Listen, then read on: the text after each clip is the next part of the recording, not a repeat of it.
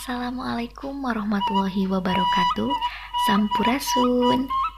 Kumaha daramang mugia dina kaayaan sehat walafiat. Amin ya robbal alamin.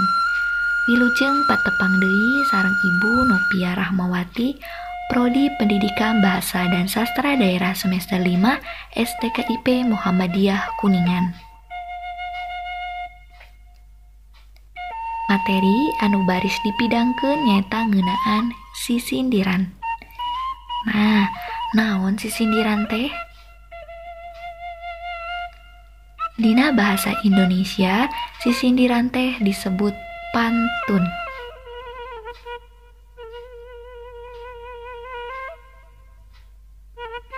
Pedaran anu bade didugikeun aya 4, anu kahiji nyaeta wangenan sisindiran, anu kadua tujuan sisindiran, anu katilu wangun jeung watak sisindiran, anu kaopat nyaeta contoh sisindiran.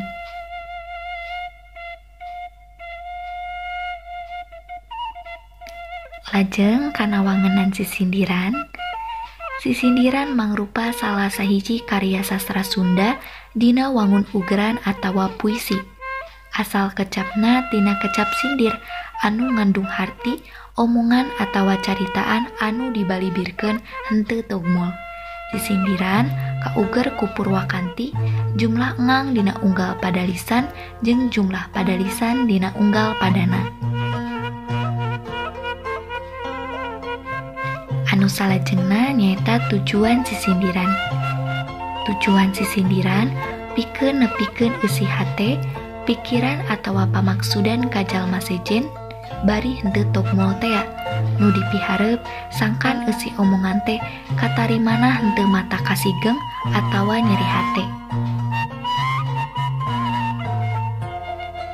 Materi anu katilu nyaeta wangun sisindiran. M.A. Salmun tahun 1802 nepi ka 1870 nyarungsung buku sisindiran karya R.E. Bratakusuma jeung Mas Adinata tahun 1852. Nyebutkeun yen sisindiran teh dipasing-pasing jadi 3 rupa. Upama ditilik tina wangun jeung cara ngebrehkeunana nyaeta anu kahiji rarakitan, anu kadua paparikan, anu katilu nyaeta wawangsalan. Eta sisindiran nu tilu teh tangtu beda wangun tur pada miboga ciri nu mandiri. Anu salajengna nyaeta watak sisindiran. Upama ditilik tina eusina atawa watak sisindiran miboga 3 watak. Anu kahiji nyaeta piwuruk, ngawuruk atawa mapatahan. Anu kadua nyaeta silih asih atawa asmara, jeung anu katilu nyaeta sesebred, banyol atawa heureuy. Kukituna, hayu urang guar hiji-hiji eta wangun sisindiran teh. Anu kahiji nyaeta rarakitan. Rarakitan asal kecapna tina rakit, sabangsa alat transportasi dicai, dijieuna tina awi. Ari wangun rakit teh papak di lebah puhuna disebut rakitan lantaran wanguna anu papak di puhuna dipapandekeun kana rakit. Ciri-cirina anu kahiji diwangun ku cangkang jeung eusi, anu kadua cangkang jeung eusi teh pada papak di puhuna atawa minduan kawit, anu katilu cangkang jeung eusi kudu sasora sarta murwakanti ngan panungtungna dina unggal pada lisan atawa laras ukas, rumusna AB AB atawa AA AA. Anu kaopat, jumlah engang dina unggal pada lisan aya 8 engang.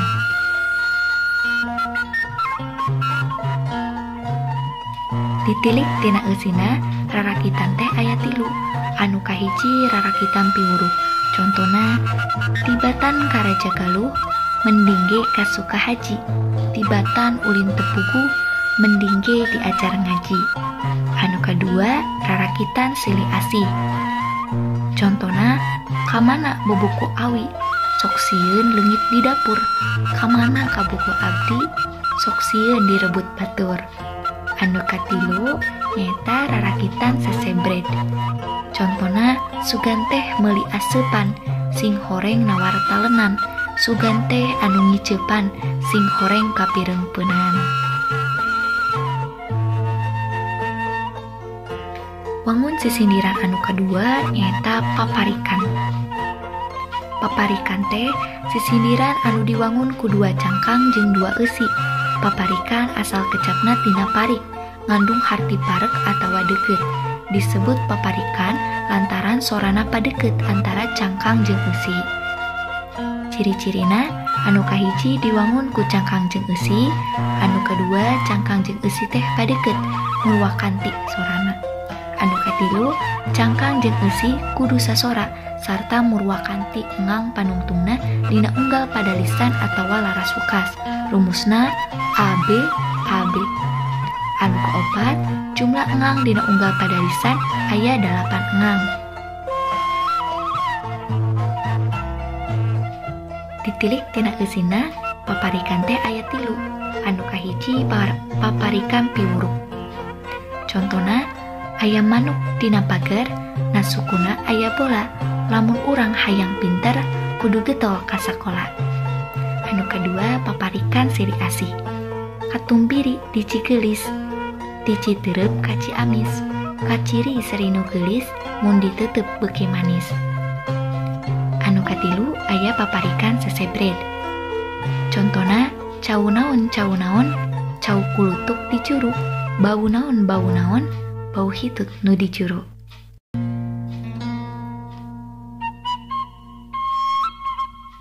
Anu salajengna nyaeta wawangsalan. Wawangsalan teh asalna tina kecap wangsal dina basa Jawa anu ngandung harti jawab. Beda jeung wangun rarakitan atawa paparikan. Wangun wawangsalan mah dina padalisan cangkang teh ngandung tatarucingan, ari dina padalisan eusi ngandung wangsal atawa jawab. Ciri-cirina anu kahiji diwangun ku cangkang jeung eusi, anu kadua sapadana dina wangun ku dua padalisan, padalisan kahiji cangkang, padalisan kadua nyaeta eusi, unggal padalisan diwangun ku 8 engang. Anu katilu padalisan kahiji atawa cangkang mangrupa gambaran, katerangan atawa soalan ngeunaan hiji hal atawa barang anu kudu diteguh pi eusieunana. Padalisan kadua atawa eusi barang atawa hal anu nyamuni dina salah sahiji kecap anu aya dina padalisan kadua. Contoh wawangsalan anu kahiji belut sisit sabadarat kapirarai siang wengi. Naon cobi jawabana? Jawabana nyaeta orai. Anu kadua teu puguh monyet hideungna, asa teu puguh tungtungna.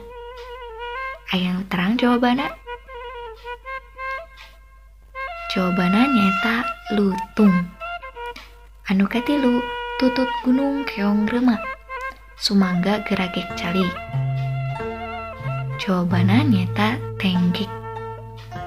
Anu kaopat teu beunang di hurang sawah, teu beunang ti pika meumeut. Cobi naon jawabana? Leres nyaeta simet.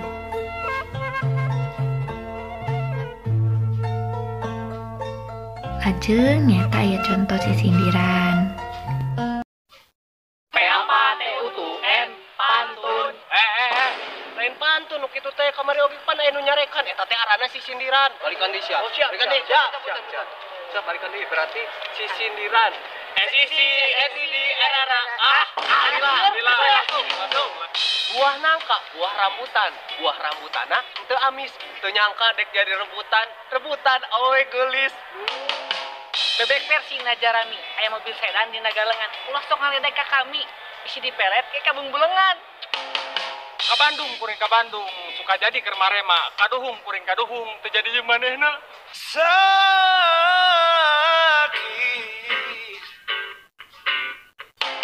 Jalan-jalan ka Ciamis, balikna ka Cipanas, si Dewi meuni geulis hanjakal babari panas. Sia teh emang naik puan jet air babari panas. Pan tai ucing tai kuda lieur atuh da. Tai ucing tai beurit. wajar gente rungsing teu boga duit. Nah, hidup parantos ngaregepkeun materi sisindiran serta contoh sisindiran. Di dieu aya pancen anu ku hidup kedah dikerjakeun. Pancen anu kahiji nyata pek lengkepan sisindiran dihandap ku basa hidup.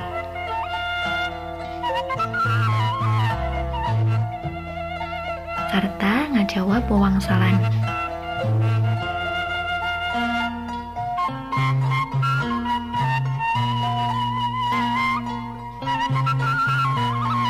Pancen anu kadua nyaeta pek hidup jieun sisindiran rarakitan, paparikan jeung wawangsalan. Sakitu anu kapihatur, hapunten bila aya kalepatan, mugia mangpaat kasadayana. Hatur nuhun kanggo perhatosanana. Wassalamualaikum warahmatullahi wabarakatuh.